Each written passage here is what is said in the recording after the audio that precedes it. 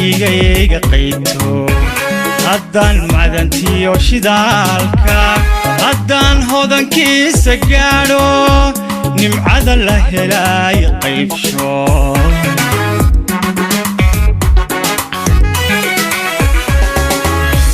haddaan gayga qayto haddaan macdantiyo shidaalka haddaan hodankiisa gaadho nimcada la helay qaybsho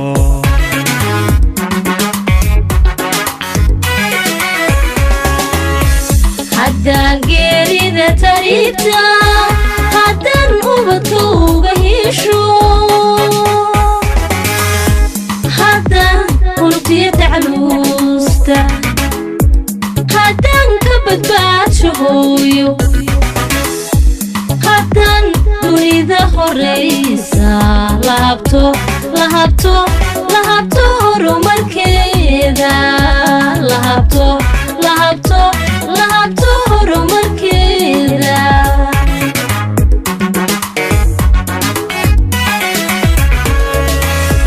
haddaan geerida taribta haddaan ubadka uga hesho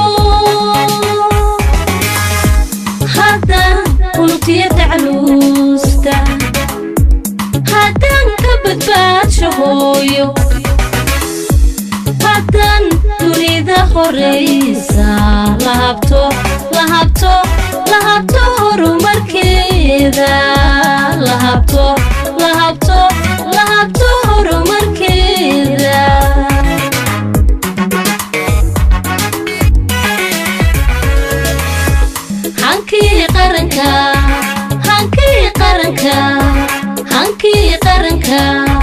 hankii qaranka rumoobay hiigsiga himilada dalkeena hiigsiga himilada dalkeena ayaan ka tubtisa haysta tirkiyadooga iftimay hawada uduga nasaqday midhaha hoobanta hawrtay dilaaca cirka ku horay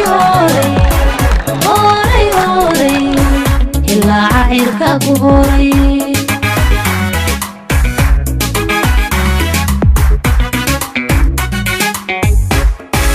hiigsiga himilada dalkeena hiigsiga himilada dalkeena ayaan ka tubtisa haysta tirkiyadooga iftimay hawada uduga nasaqay midhaha hoobanta hortay dilaaca cirka ku horay ilaaca cirka ku horay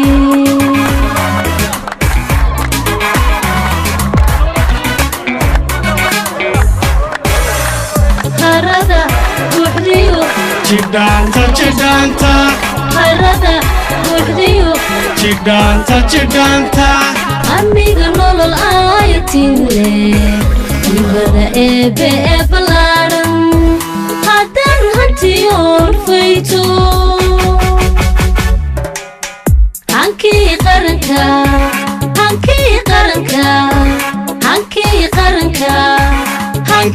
qaranka rumoobay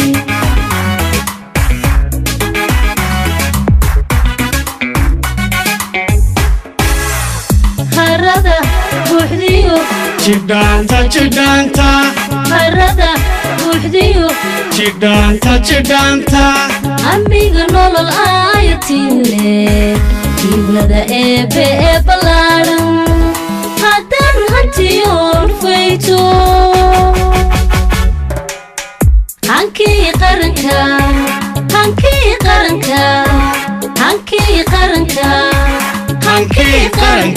rumoobay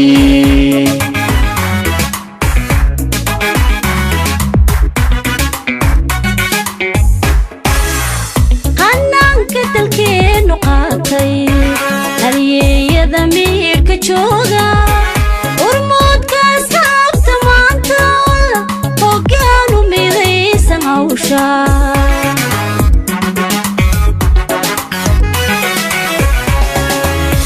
hanaanka dalkeenu qaatay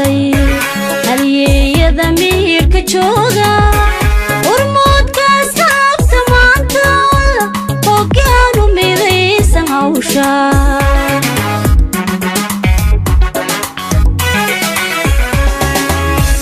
haddaynu helnay muwaadin haddan hanano dhulkeenna hantida waynuhu ku duugay haddaynu haraad ku reebno haddaan heesaha garaadka haddaan ku hormayno yoolka haddaan ku hormayno yoolka سليمان يوسف علي كورة aad baan u soo dhaweynaynaa waxaan ku soo dhaweynaynaa deegaanka Woodward oo ah deegaankiisii wasiir deegaankaaga ku soo dhawo marka hore aad baan kuugu mahadcelinaynaa aad baan kuugu mahadnaqaynaa deegaanka imaanshaha aad noogu timi baahida iyo dadka ka jirta iyo barnaamijka ka jirana warbixinteeda waan ku siinaynaa wasiir deegaankan waa deegaan aad u ballaaran waa deegaan degmadan Woodward waxa hoos yimaada ilaa 17 magaalo baa hoos yimaada 17 ka magaalo ma laha ceel malaha 17 ka magaalo riig biyood malaha mar haddaad wasiirkii biyaha iyo macdanta tahay codsiga ugu horeysay deegaankan ama ay kugu soo dhaweynayaan deegaankan kugu soo dhaweynayaan waxa weeye inaad horta marka ugu horeysay riig oo baahida noogu ballaaran ay tahay riig inaad magaranaysaa barnaamijkaas aad nagala qawl qaadato waxa weeyaan nooleynta iyo barnaamijkan wuxuu cali koore anigu nin dhintay taladiisa ma aqaanay waxaan aqaanaa buu yiri ma garanaysaa nin nool baan taladiisa aqaan marka wasiirku kulliba wuxuu maanta qof nool ma garanaysaa iyo dad sida loo badbaadiyay iyo barnaamijkiisa uu garanayaa firbi uu leeyahay waa chief caaqil hore oo soo jireenaha aadna waxaan kuugu soo dhaweynaynaa deegaankan iyo ma garanaysaa dadkaaga oo timi iyo maamulkii Soomaaliland oo aad ma garanaysaa wasiirkii ugu horeeyay deegaankan kulli muddo 3 sanadood noogu yimaada aad baan kuugu soo dhaweynaynaa Woodward koona u mahad celeynaa Ilaahay subhanahu wa ta'ala mar labaadka waxaan u mahad celeynaa wasiirkeena wasaaradda biyaha oo ah runtii aniga saaxiibkay gaarka ah ama aan oran karo isku fasalna waanu ahayn isku difaac qarana waanu ahayn wasiir deegaankan waarta si laga soo dhaweeyay runtii waa dad u baahan dawlad waa dad u baahan in wax la gashado waa dad u daacada cid kasta oo wax u qabata deegaanka lagu sheegay ilaa 17 magaalo hoos yimaadaan sida aad maqashay ceel male waxa ceel leh kuwa hareeraha naga xigo oo dhan ceel bay leeyihiin dandan baa noogu xiga ceel buu leeyahay shululix baa noogu xigta ceel bay leedahay waxa la yaab leh sababta dadka deegaankan Woodward iyo inta hoos timaata looga reebay ceelasha waa wax isweydiin la runtii waana wasiirkii koowaad ee aan nasiib u yeelano halka yimaado isagoo baahida dadkan doonaya inuu ogaado baahidan loogu darawaabiyo ilaahna quraankiisa wuxuu ku leeyahay subxaanahu wa ta'ala وجعلنا من الماء كل شيء حي أفلا يؤمنون إلى نلشوا أي تهيبيو إلهي سبحانه وتعالى وينو عديي إلينا وينو أغنى هاي وبقولك تطبعاتني يشنبا قفك بيابا ليلي وحالينا هاي وسير وحال نقن دونتا لابا ميدو با نقن دونتا أديقو رير عاقلة ومداحا كسو شيري إلا نقطير وسير أن أدو عينو مركا ونقطك يساقي أبيهبا أما أووق بأن أدو عينو ومركا عاد باهيدا إذا وحكا قبتيد هذيك اللي صاحب سلمان وواحد نقد دوتا حقيقة مركا أنو شاشة كارغنو إن أنو كسوها بارو قلنا وكي خير كترها وحان كاقبا هنهي وحقبت بان كاقبا هنهي سدوبية طبان كان مقالو هذا واحد سوسير دقان كان شلولوح عمد دندن لبضب عولاد يلبا كدعضي dadkii deegaanku way awoodi kari waayeen inay ka soo dhaansadaan danda babiya macno wuxugu waxa keenay xogaa colaad marka dadku isku yara dhaco waxa way deegaanka 17 magaalo malaha meel booyad biyo laga dhaamiyo malaha marka waxaan leenahay wasiir dawladda Soomaaliland waxa halkan ka dhacday oo hore in sideed wasiir aanu ku martay qaadnay magaaladan sideed wasiir waxa tahay waa dawlad dhan weeyaan markaan ku martay qaadnay waxay noo sheegeen ballanqaad wax ay ka qabteen habeeyada ma jirto ama kuwaasaad noqon ama salawaano waanu ku ducayn doonaaye beesha ceelu sameeyo billahi tawfiiq waxa la yiraahdo qariib kuma tihid Soomaalidu waxay tiraa waxaan meenay xaqiina ka soo jeeday wasiire Nuuriya Naalayba waa loo joogaa nin baa laga sheegay nafta hal leeyahay celiye reer Woodward waad maqlaysaa maanta baahidu waxa ay ka hadlayaan waxa weeye inay helaan riig kuma oranayo mid keen laakiin waxaan rabnaa 3 koow waana ku sababaynaya wasiir waxaan kugu sababaynayaa Soomaaliland deegaanka halka degan cid ugu jirtaa ma jirto cid ma tashaana kuma jirto waa qodob nin kastoo wasiir oo la magacaabana ama deegaankiisu geeyaa ama meel kale wuxuu balfiya dee sida hadda deegaamada kale lagu tirinayo way laakiin waxaan rabnaa inaan ninna wax naloogu qaybin ninna inaan waxba naloogu qaybin aan horta 3 xillo deegaanka aad aragtay ilaa iyo ugu dambeys 17 magaalo lagu sheegay wax biyo ama laha dawladana ciiduma matasho adiga matala dee ama waxaad noqon sidii meesha hadda uga caaqileynaysay shalayto aynu wada joognay wasiir ama waxay noqonaysaa waxa la wasiirkii koobaad ee Soomaaliland ka yimaada ee aan soo dhaweeyo waa kow wasiirka maalin hore aan u tagnay 3 laba caaqil iyo Cabdi Cali waan ugu tagnay ayika waxa la yiraahdo baan ugu tagnay waa codsanay wuxuu yiri waan tagayaa waan tagayaa buu ka rumeeyay waa inoo yimid waana joogaa maanta waxaan rabnaa kow Somaliland intii ay jirtay ee deegaanka ay ka talinaysay waxba uma qaban gobolka waa degmadii u horeysay ee shir nabadeed qabatay qodob waa degmada ciidankeedu iyo amnigeedu isku filan ee joogta weey waa degmada arrimaha bulshada u diyaarsan inay qabsato sida cusbitaalka hadda aad arkaysay ee ay dhisatay oo loo baahan yahay wasiirka caafimaadkana inuu yimaado oo arko oo qalabeeyo kuna soo kordhiyo wax fiican isagana uu keeno fariintan aad naga gaarsiiso madaxweynahana waxa naga gaarsiinaysaa deegaankani haduusan u tirsanayn oo Somaliland uga tirsanayna waxaanu leenahay ciidamada naga qaado nagala tago waxay faraha ka qaad hadii kale arrimaha bulshada hal la keeno deegaanka maamulkana waa inuu ka taliyo taasna waa leenahay reer wuduudna waxaan leeyahay reer wuduudow dibari warwani soo nasteed wasiir baa inoo yimid inaga dayacnay jaaniskeeni baan u malaynay waxaanu ahayn de khaatimo dhulbaanta lamida Somaliland mayna ogoleen Somaliland hadii laakiin wax nala ogolaado Somaliland waa ogolaan lahayn diyaarna waanu ahayn laakiin waxaanu sin warmeeshaas daarma waxba inaga soo socon wasiirada dadka meesha adiga ugu jira oo deegaanka ka yimid oo jooga dadkana waxay ku qancayaan arrimaha bulshada marka wax looga qabto haday wax barasho tahay haday biyo tahay waa lagu sheegay maanta caafimaadka marka la soo aynu soo aragnay ambulance male wasiirka caafimaadku ma yimaado haday gobolada galbeed u yihiin wasiirana haday idinku ay meeshii jooga oo dhulbaanta oo deegaanka u dhashay sidii dhama markay noo wada hadal wasiir waa inaad keento tira halkan maxaa loo qabanay annaguna waa inaanu ku taageernaa ka celinaa deeqolyaha markay haystaan ilaacadaha iyagu wuxuu dhameysteen waa inaanu nuur ka celinaa hadii taasi aynu iskarabsano hadaynu iskarabsanana waxbaynu helanaa marka ugu horeysa horta wuruud aad baan uga mahadnaqayaa soo dhaweyntii milguhu ku dheehnaa iyo sharaftii iyo karaamada aad nagu soo dhaweyseen waftigayaga ballaaran ee maraya meesha ka xukuumad ahaan iyo ka odayaal ahaanba waan filaynay ma aha wax waa ehel waan ka filaynay inay si fiican oo ixtiraamna noo soo dhaweeyaan marka ugu horeysa waxaan xusuusinayaa dawladdii Afrika ugu xooga weyneed 22 sanadood ay jirtay biyaha waxa haystay deegaankan marna waxa haystay injineer Xamdulle marna nin warwarle baa haystado deegaanka ugu mudan ee uu ku xisaabtama siyaasiyan warwar bay ahayd macal marka xaajiyadiisa lagu xoojiyo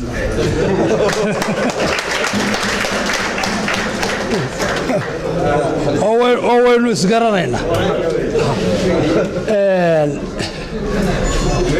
looma cabashadaasi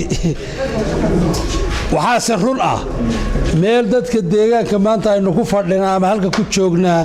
oo ka soo jeedo inaan biyo lagaga tegin calaamad biyood oo badan inaan lagaga tegin laascaanood baa u ahayd magaalo madax ceelkii Cali Barre laga cabeeyay maalintay dhacday horta Soomaalidu waxba yeelan isxanaanane bahasha sagxada lagu soo wada dhacay dabadeedna nin kasta waaga ku bariyay markaynu isugu nimid 19 ama aynu meel kasta joognaa ama talax joognaa ama buuhooda joognaa ama warwar joognay waaga u bariyay dadku hadda sida ay weena cali jidaalo uu xafiltamayo uu leeyahay waxa la qabto looma xafiltama jirin wax qabadkana isna warwar muu aqoon annana la saanood ma naqoon oo ragu dadku hadday marka fakarka maanta la qabo dadka wuxuu baa la soo gaarsiin la ina daflaa laga sheegay maxaad markaad wuxuu ugu qaban weydeen dalka isaga ugu darajo sareeyay deegaanka laba nin oo dhulbahanto isdacweynaya mooye wax kale weliga ilama iman uma iman wuxuu anigu in laygu soo dhaweeyo in laygu sawirana umaanima hadalka ay odayaashu ii sheegeenna xusuus buu igu reebay madaxweynaha jamhuuriyadda Soomaaliland markaanu wax qaybinaynay hortiisa ayaa biyaha wixii awooda aanu ku qaybinay oo waliba madaxweynuhu u sii halahalayay hawdka deegaanka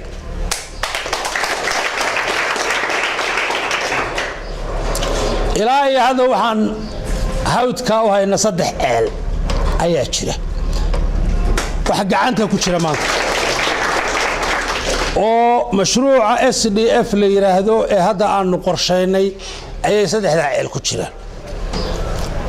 3 ceel waxaan qorshuhu yahay in mid warwar yimaado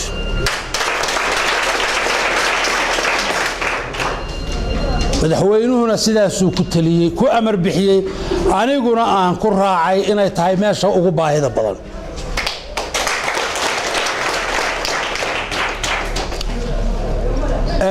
baahidu oran maayo warwar ceelka kaliya u baahan tahay laakiin waxaan maanta sheegi karo ceelka ayaa jira waxaan isleeyahay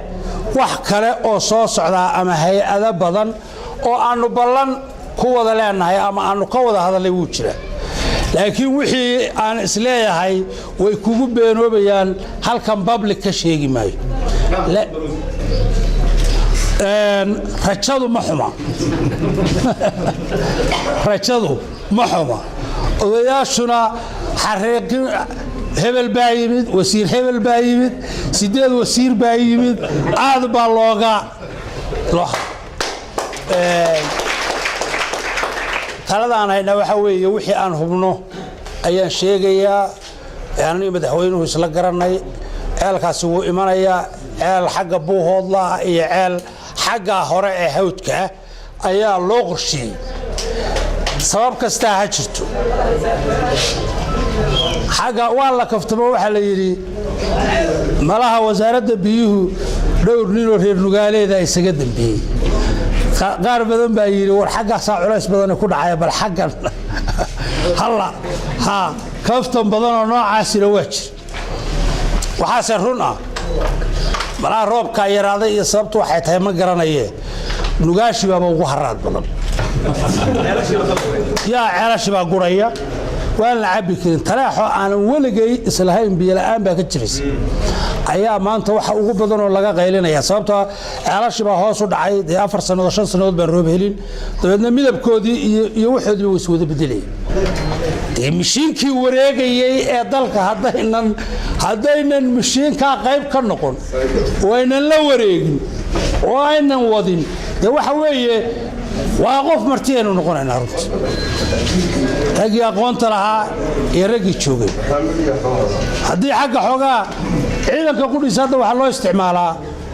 income dhaqaale in lagu abuuro warwar dee ma yara waxaan u malaynayaa hogol ciidani waa ku dhacday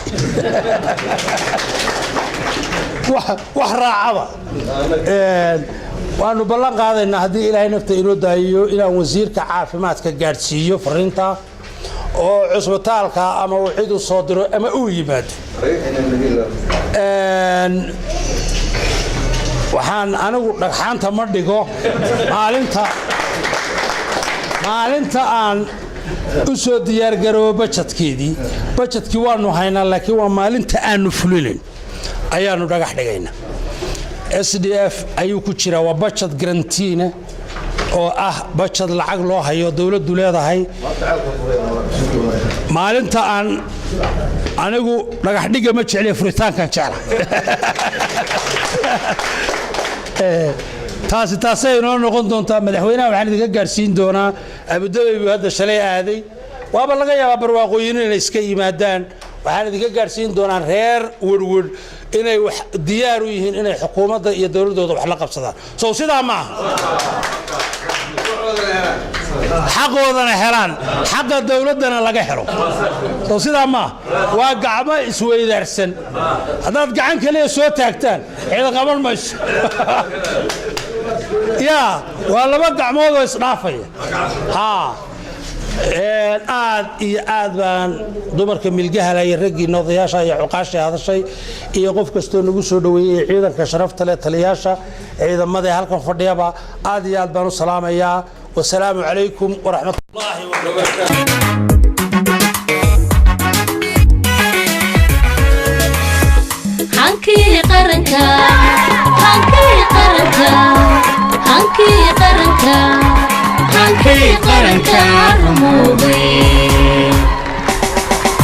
hiigsiga himilada dalkeena hiigsiga himilada dalkeena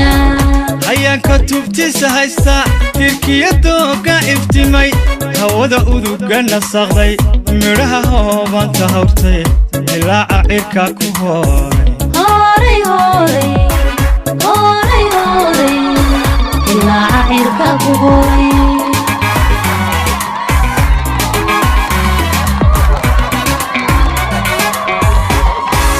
hiigsiga himilada dalkeena hiigsiga himilada dalkeena ayaan ka tubtisa haysta tirkiyadooga iftimay hawada uduga nasaqay midhaha hoobanta hortay ilaaca cirka ku hooray ilaaca cirka ku hooray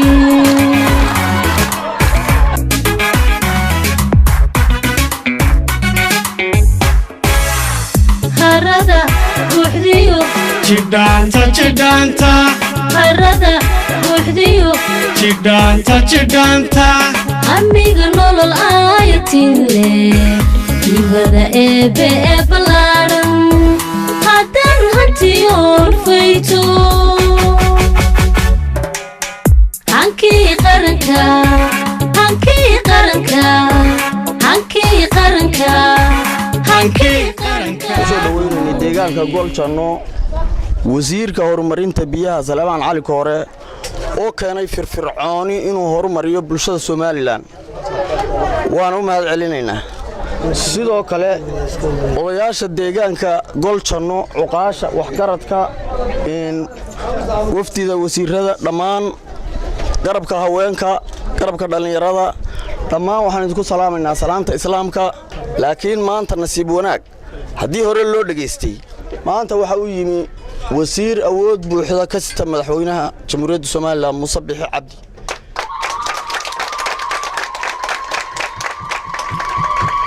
iyagaana u soo bandhigaya magaaladana ma aha magaalo yar waa magaaladii dhashay Hargeysa Berbera Gabiley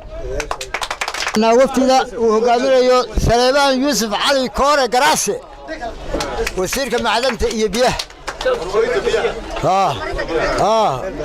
bakala dhaqaale iyo wafdida uu hogaaminayo ee heer walbale ee bulshada noocyada been isku jirta ayaanu halkan ugu soo dhaweynaa waa wasiirkii koowaad ee intuu carradu baanta u soo kaco ugu horeysiyay deegaanka Yaxye isagana taariikh gaar ah baa noo qoray hay'aduhu waxay meesha joogaan meesha tuulooyinka kale meesha joogaan biyuhuna waxay meesha joogaan meesha tuulooyinka kale meesha joogaan waa wasiirkii koowaad ee ka bilaa waxay tahay waa kii maanta Soomaaliland lagu ictiraafi lahaa isagana taariikhda qori doonta haddaan nahay beeshatan aad iyo aad maanta waxaan ugu faraxsannahay oo taariikhdu qori doontaa wasiirka maalintii koowaad weeye ee ay wasiir iyo wafdi xoog leh oo hogaaminaya noo timaado waxaan ilaahay ka rajaynaynaa in wixii aan uga baahnayn ee baahida faraha badan u qabnay inaan maanta kala kulanno waxaana koowaad weeye maanta aan ugu baahida badannahay iyadoo hadalka leeyahay la soo koobo baahida iyada waxay ka koobantay horta waxa ilaa 6 ilaa 12 baahida iyada ka kooban tahay waxaana ugu muhiimsan oo maanta ugu weyn waa biyaha mar haddii wasiirka maanta loo yimi kii biyaha yahay baahida iyada koobaadna waa biyaha wafdiga wasiirka iyo wafdiga ballaaran ee la socda waa salaamaya salaanta islaamka ku salaamaya waa soo dhaweynaynaa wasiirka iyo wafdigiisa ballaaran gacmo furan baan ku soo dhaweynaynaa iyo qalbi furan iyo baan ku soo dhaweynaynaa iyo gacmo furan waxaan leenahay soo dhawaada wasiir iyo wafdigaaguba soo dhawaada dadkiinii iyo deegaankiinii iyo soo dhawaada magaaladiinii iyo dadkiinii iyo deegaankiinii ku soo dhawaada waxaan kaloo salaamayaa ciidanka waxaan salaamayaa bulshada qaybaheeda kale oo odayaasha maartay deegaanka dhalinyarada dumarka dhammaan waan salaamayaa mujtamaca santihiin waa ku mahadsantihiin safarkiina waa ku mahadsantihiin dhagandhuglaantiina iyadoo waqtigu kooban yahay waxaan kale aad ku mahadsantahay mas'uuliyadda waxa weeyaan in wixii lagu sheego aad soo aragto haddii uu qofku wax aan istaab oo loo sheegay yiraahdo waa yahay waan saxeexay ama waan yeelay wuxuusan ka turjumaynin wixii uu hayay si dhab ah inuu qabto sababtoo ah meesha muu aragba baahideedii muu aragba dadkeedii waxa la kulmay shalayto wuxuu waxaan isku dayayaa hadday ii suurto gasho inaan arko si aan u xaqiijiyo baahidaas sheeganaysaan waayo waxa la yiri laba wada hadlaya hadda laba maxaan ku wax isku haysta haddaad aragto saxankoodii bay saxanka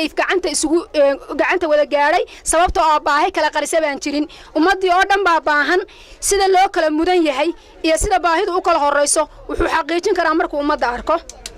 ma dhaleecaynayo mana maagayo maamulkii ka horeeyay iyo wasiiradii ka horeeyay laakiin waxa tilmaan ah hadii la yiri waxaanu leenahay xarun saldhig annaga samaysanay waxaan leenahay xarun caafimaad annaga samaysanay waxaan leenahay xarun maxad annaga samaysanay waxaan leenahay iskuul yar annaga samaysanay maxay sameeyeen maamulkii meesha taala waxay taasi cadeynaysaa de waxqabad hore oo ka horeeyay oo maamulku inuusan jirin qoladayadii oran jirtay waxbaan laan dheeranahay tunkaanu taagnaa maanta yaa de waxadiraadeen taas meesha waa ka baxday yaxya cabdalle cidina kama tuweyna oo kama laan dheeraysna taas waa inta tan yahay wasiirku codsiga uu shalay degdeg uga soo jawaabay oo xalay nala soo guday oo uu yiri la qadayn maayo la quraacan maayo ilaa goltana la tago aad iyo aad buu ugu mahadsan yahay waana isu tooga haysana waad sogeydeen mudane iyo marwo dadkiina halkan isugu yimid ee darajooyinka kala gaara leh waxaan idinku salaamaya salaanta islaamka assalaamu calaykum waraxmatullaahi wabarakaatu waxaadna tusteen milgo iyo sharaf iyo qiimayn iyo u heelanaan iyo sida aad dawladda Soomaaliland u soo dhaweynaysaan ma aha oo kaliya inaad Saleebaan soo dhaweynaysaan Saleebaan haddaan ahay shakhsi caadi ah oo shakhsiyada ka mid ah baan ahay laakiin marka aan wasiirka wasaaradda biyaha ahay waxa weeye xukuumaddii iyo mas'uuliyaddii iyo madaxweynihii iyo golihii wasiirada sharaftoodii baad igu soo dhaweyseen idinkana waxaan idin leeyahay ilaahay idin soo dhaweey waxaan qirayaa anigoo jooga halkan inay ka muuqato inaad Soomaaliland si buuxda u taageersan tihiin calankeeda iyo ciideeda xaqiinina aad doonaysaan soo sidaa ma doorasho iman doonta doorashooyinkaasi wuxuu noqon doonaa mid madaxweyne mid baarlamaan mid dawlad hoose mid guurti maanta meeshan cod qayral caadi ayaa iga muuqday cod qayral caadi ayaa iga muuqday waxaan leeyahay u diyaar garooba inaan maanta hortiina ka ballan qaado inaan waxa ugu horeeya ee fursada ee wasaaradda soo gala ee biyaha ah inay goljanna yimaadaan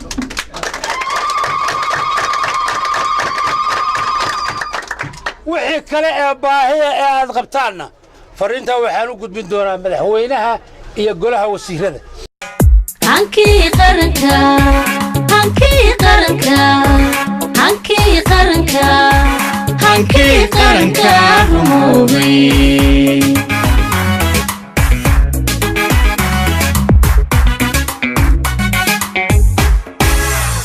harada buuxdiyo jidhaanta harada buuxdiyo jidhaanta amiga nolol aayatile kiblada eebe ee ballaaran haddaan hantiyoon fayto hankii qaranka hankii qaranka hankii qaranka hankii qaranka rumoobay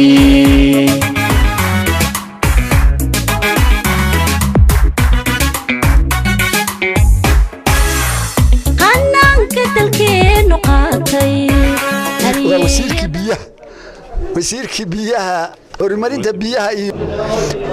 wuxuu maanta u socday inuu arko baahida meesha ka jirtay biyood waana ula tagnay waana naga ajiibay inuu nalana soo arko wuxuu arkana dee baahida wax ka qabto waxqabadna isna uu diyaar yahay inana aynu u diyaar garowno waxqabadka la qabano mudane wasiir iyo waftiga ballaaran ee la socda aad iyo aad baan ugu faraxsannahay imaatinkiina aad timaadeen ee soo ajiibteen xafladan iyo tii ahayd mataqaanaa biyaha iyo baahida ka jirta dharkayn ama degaankanba aad baan ugu faraxsannahay kaagana mahad celinaynaa aqbalaadda iyo imaatinka aad indhahaaga ku aragtay dhibaatada iyo baahida ka jirta dhulkan dhakhtarkan dharkayn MCH-kan dharkayn inuu wax badan ka qabto labada arrimood marka la eego mataqaanaan hadda laga hadlayo meeshanu meel waa meel aad uga fog gobolka oo hadday tahay mataqaanaa halkaa qofka dumarka ah ee ku umusha ama ku foolata ama qofka mataqaanaa emergency-ga ee wax degdegi ku yimaadaan dee waddadaynu soo marray iyo intay jirto waad qiyaasi kartaa waxyaabaha ugu muhiimsan ee aan laga maarmi karin waxaa ka mid ah ambalaas mas-uuliyaddu waa tii dowladeed hadday biyo tahay iyo hadday caafimaad tahayba annagu waxaanu nahay inaannu idin taageero wasiir ilaahay waa ku keenay dalkuna waa dalkaagii dadkuna waa dadkaagii dadka iyo dalkaba adaa wasiirkii biyahana adaa u ah mudane wasiir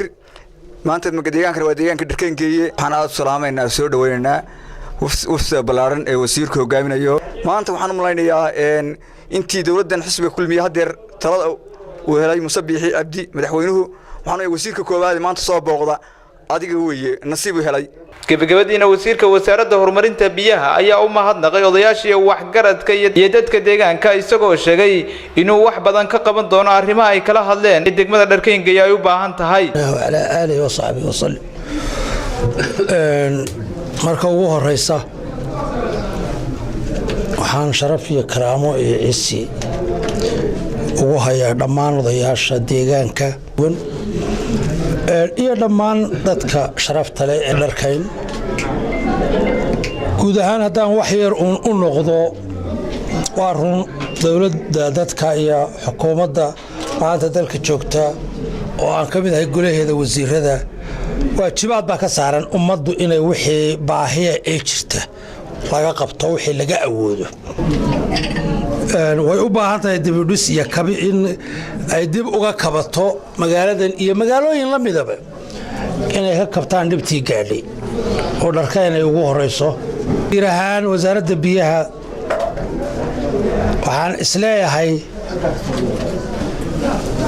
waxaan isleeyahay wixii awooda waxaan siin doonaa 2 tuulo oo aan soo arkay 2 magaalo 2 degmo oo dharkayn iyo agoljanno ummaddu markay wax wada leedahay 2 waajibaad baa jira waajibaadna dowladda leh oo calanka iyo ciidda iyo dowladnimada in la ilaaliyo qofka muwaadinka ah xaq baa loogu leeyahay xaq bayna ugu leedahay inuu muwaadinku xaqiisa helana waa dastuur iyaduna marka waxaan idinku leeyahay war kumitida oo dad deegaankan u hadla oo horumarkooda ka shaqeeya oo idinkiiyo dowladda isku keen xidha oo maamulka idinka wakiila sameeya reer Somaliland oo awoodda dhulbahanta Ingiriiska maalinta ku haystaa ma jiro maanta haddaynu reerkaan nahay oo aynu fahanno waxa aynu inaga awoodeen haddaynu fahanno dhul iyo dadba cid ina ku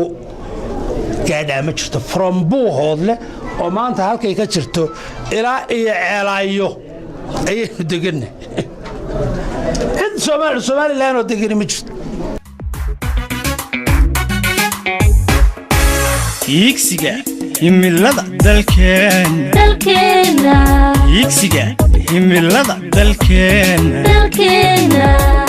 ayaan ka tubtiisa haysta kirkiyadooga iftimay hawada uduga nasaqay midhaha hoobanta hortay dilaaca cirka ku horay horay horay horay horay dilaaca cirka ku horay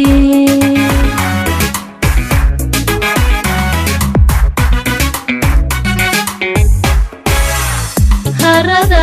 buuxdiyo jidhaanta jidhaanta harada buuxdiyo jidhaanta amiga nolol aayatile dibada eebe ee ballaaran haddaan hantiyoon fayto hankii qaranka hankii qaranka hankii qaranka hankii qaranka rumoobay